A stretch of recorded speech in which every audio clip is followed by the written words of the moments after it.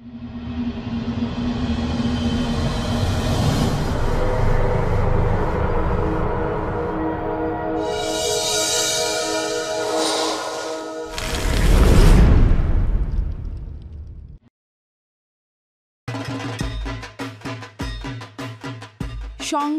স্তব্ধ হয়ে আসে বিদায়ের ক্ষণ। অশ্রুজলে ভিজে ওঠে মায়ের সিঁদুর রং। আলতা পায়ে ঘরে ফেরার সুর, মায়ের বিদায়ে মন করে গম্ভীর।